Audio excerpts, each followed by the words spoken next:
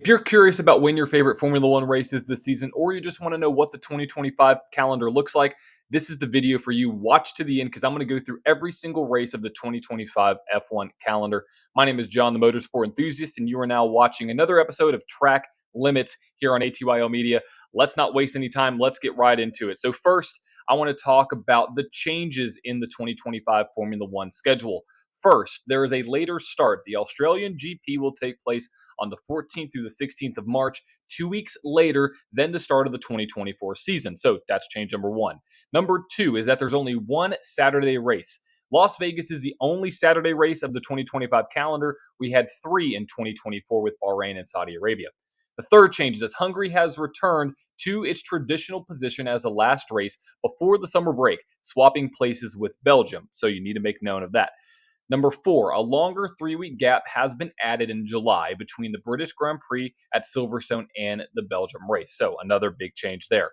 Fifth, teams will still observe the 2 week mandatory factory shutdown in August, scheduled between Hungary and the Netherlands. Even though we're adding longer breaks, they're still going to observe that mandatory summer break.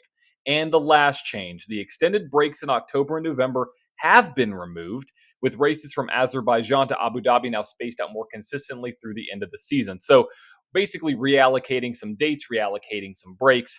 And so let's actually get into the schedule for the 2025 season. Quick few details here. There are 24 races, 6 sprint races, 8 street circuits. The season starts, like I mentioned before, on March 14th through the 16th, and the season ends on December 5th through the 7th. So, what is the first race of the 2025 Formula One season? It is the Australian GP at Albert Park, March 14th through the 16th. This is a street circuit. Technically, it's a great race to watch. If you haven't, I'm glad that they're going to the Australian GP for the first race. It's very fun. High speed overtakes can be slightly abundant here, depending on what corner it is. So make sure to tune in to that. Round number two is going to be the Chinese GP, and this is going to be the first sprint weekend we have seen or will see on the 2025 calendar. This race is going to take place between March 21st and 23rd. And the way that the sprint format works is that there's one practice session, the sprint qualifying, the sprint race qualifying, and then the Grand Prix. So this is round number two. Moving on to round number three, we're going to stay in this part of the world. We're going to go to Japan for the Japanese GP, taking place between April 4th and April 6th. This is a typical race weekend. Excited for this. Excited to see all the cherry blossoms here for round number three. So definitely tune in to this race at Suzuka. Number four, we are going to go to Bahrain. This is one of the schedule changes for the 2025 season. We are going to go to this race in April, between April 11th and April 13th. Typical race weekend here in Bahrain for round number four. Round number five, we head to Saudi Arabia for the Saudi Arabian GP, taking place between April 18th and April 20th. This is a normal race weekend with 3 practices, the qualifying session, and the race. And this is a street circuit. So tune into this street circuit. It's a fun one. Moving on to round number 6, we are going to go to the United States for the Miami GP, taking place between May 2nd and May 4th. This is another sprint weekend. Again, the schedule is one practice session, sprint qualifying, the sprint race itself, which drivers will get points awarded to them for finishing in the top 10, race qualifying, and then the race on that Sunday on May 4th. And this is a street circuit technically. So moving on to round number 7, we go to Italy for the Emilia-Romagna GP between May 16th and May 18th. Beautiful cityscape here of the region. 3 practices, a qualifying session, and a race for this typical round number 7 in Italy. Moving on now to one of the most historic races on the F1 calendar is Monaco GP, taking place between May 23rd and May 25th. The race is also going to start off the triple header, the Triple Crown that goes on May 25th between the Monaco GP, the Indy 500, and the Coca-Cola 600 in IndyCar and NASCAR. So this is a typical race weekend. Obviously, it's a street circuit, so definitely want to tune in to this one, see if Charles Leclerc could go back to back.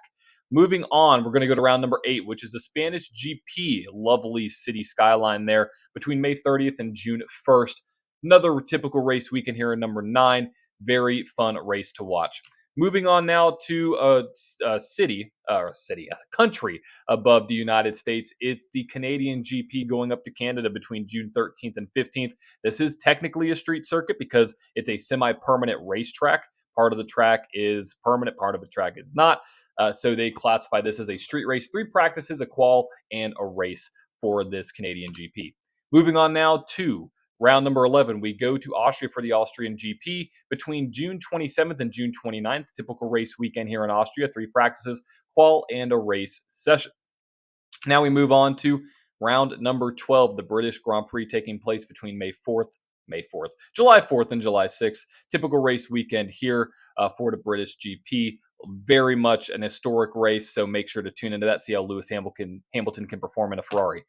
Moving on to the 13th round of the calendar. We are just past halfway on the season. It's the Belgium GP at Spa between July 25th and July 27th. This is a sprint weekend. I'm very excited for that because this is one of my favorite tracks to race at and to watch a race of. And we get multiple races with the sprint and the race itself. So again, like I mentioned, one practice, the sprint qualifying, the sprint race, the race qualifying, and the Grand Prix itself. Moving on to round number 14, we go to the Hungarian GP taking place between August 1st and August 3rd. Typical race weekend here. But one thing that's atypical is that we are now going to get that 3-week break, like I mentioned before, between Hungary and the next round, of which is round 15, the Dutch GP. So almost a month without Formula One. We have the following race of round 15 starting on the 29th of August to the 31st of August in Zandvoort, another great track to see a race at and to watch a race. For the Dutch GP. Beautiful beach town here in Zandvoort. Moving on now to the 16th round of the 2025 Formula One schedule. It is the Italian GP. Another great one to watch at Monza. Cannot wait for this one. September 5th through 7th. See if Charles Leclerc can go back-to-back in this one. 3 practices, qual, and a race. So typical race weekend here in Italy. Now we move on to the Azerbaijan GP for round 17 between September 19th and the 21st. 3 practices, qual, and a race, typical race weekend, but it is a street circuit. So the street circuits are always fun because you see a lot of different aerodynamic and car changes because the braking is vastly different. Plus, the circuits are constantly changing since they are normal roads. So very curious to see how the teams are going to combat this. Next, we move on to the Singapore GP. October 3rd through 5th, always a fun one, is another street circuit. Can't wait for this one. Next, we move on to round number 19, coming back to the United States. This is in COTA in Austin, Texas. The United States GP, October 17th through 19th. 1 practice, 1 sprint qualifying, 1 sprint race qualifying, and the race weekend here for what is going to be wrapping up a couple last sprint weekends. We have 2 more left to go. So they're just trying to get in at the end of the season. But this is also a great race to watch. Love COTA. I've been at the track. Very fun. Moving on to round number 20, we go to the Mexican GP, October 24th through the 26th. 3 practices, qual, and a race. Love this racetrack because they drive through a stadium and race through a stadium, so you don't want to miss that. Moving on now to the second to last sprint weekend of the year. This is the Brazilian GP in Sao Paulo, November 7th through the 9th. Love this city skyline, or love this view of Brazil, round number 21. And this is where we could see the championship really starting to tighten up, depending on what the battle looks like. So definitely at the end of the season, you want to tune into these races. Round number 22 is the Las Vegas GP, November 20th through the 22nd. 3 practices, qual, race, and obviously it's a street circuit. They go down the Las Vegas Strip. I'm a big fan of this race after what I've seen this past season with the overtaking, and the passing was phenomenal, so make sure to tune into that one. Second to last race of the Formula One season, round number 23 is the Qatar GP, November 28th through the 30th. This is our our second to last sprint weekend on the calendar. So this is going to be a big weekend for these drivers trying to make up some points, depending on where they are in the driver's standings and in the Constructors' Championship as well. Now moving on to the last race of the season, nothing different here. The Abu Dhabi GP, December 5th through 7th. 1 practice, sprint qualifying, sprint race, race qualifying, and the race itself to wrap up the 2025 Formula One season. So 24 rounds, 6 sprint races, 8 street circuits, the calendar that lasts a long time.